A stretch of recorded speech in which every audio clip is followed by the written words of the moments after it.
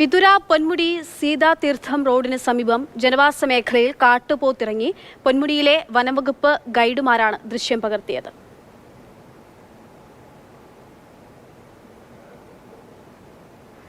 Jibin JB വിവരങ്ങൾ നൽകാനായിട്ടുണ്ട്.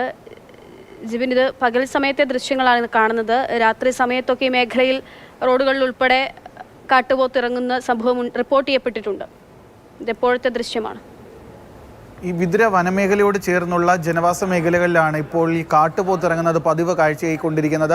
കഴിഞ്ഞ ഏകദേശം 3 വർഷമായി ഈ തരത്തിലുള്ള സംഭവങ്ങൾ സ്ഥിരം വിതുരയിൽ നിന്നുള്ള കാഴ്ചയാണ്. വിതുര മെയിൻ റോഡിൽ ഉൾപ്പെടെ വിതുര തേവിയുടെ ഉൾപ്പെടെയുള്ള മെയിൻ റോഡുകളിൽ പോലും കാട്ടുപോത്ത് ഇറങ്ങി പരിഭ്രാന്തി സൃഷ്ടിച്ച വാർത്തകളൊക്കെ തന്നെ നമ്മൾ നേരത്തെ റിപ്പോർട്ട് ചെയ്തിട്ടുണ്ട്. ഇപ്പോൾ ഇന്ന് ഈ കാട്ടുപോത്ത് ഇറങ്ങിയിരിക്കുന്നത് പൊന്മുടി സീതാതീർത്ഥം റോഡിലാണ്. അവിടെയാണ് ഇന്ന് ഈ വനപാലക ഗൈഡ് സംഘം അവിടെ എത്തിയപ്പോൾ ഈ ഒരു കാട്ടുപോത്തിനെ കണ്ടെത്തിയിരിക്കുന്നത്. ഇവിടെ നിന്നുള്ള, അതായത് കഴിഞ്ഞ കുറച്ച് നാളുകൾക്ക് മുൻപ് തിരുവനന്തപുരത്ത് ടെക്നോ സിറ്റിയിൽ ഉൾപ്പെടെ കാട്ടുപോത്ത് എത്തിയിരുന്നു. ഇതും ഈ പാലോട് ഫോറസ്റ്റ് റേഞ്ചിന് കീഴിലുള്ള ഇതേ പ്രദേശത്ത് നിന്നാണ് അവിടേക്കും കാട്ടുപോത്ത് എത്തിയെന്നാണ് നമുക്ക് മനസ്സിലാക്കാൻ സാധിക്കുന്നത്. അതായത് കഴിഞ്ഞ കുറച്ച് നാളുകളായി ഇത്തരത്തിലുള്ള കാട്ടുപോത്തുകൾ ഈ പാലോട് വിതുര മേഖലയിലൊക്കെ തന്നെ ജനവാസ മേഖലയിൽ ഇറങ്ങിക്കൊണ്ട് വലിയ രീതിയിലുള്ള പരിഭ്രാന്തിയാണ് സൃഷ്ടിക്കുന്നത്.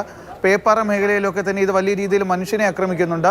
കഴിഞ്ഞ ജനുവരിയിലാണ് പേപ്പാറയിൽ വീടിന് മുന്നിലിരുന്ന ഒരു വയോധികനെ കാട്ടുപോത്ത് കുത്തി വളരെ മൃഗീയമായ രീതിയിൽ തന്നെ അയാൾക്ക് ഗുരുതരമായ പരിക്കൊക്കെ ഏൽക്കുന്ന ഒരു സാഹചര്യവും ഉണ്ടായിരുന്നു.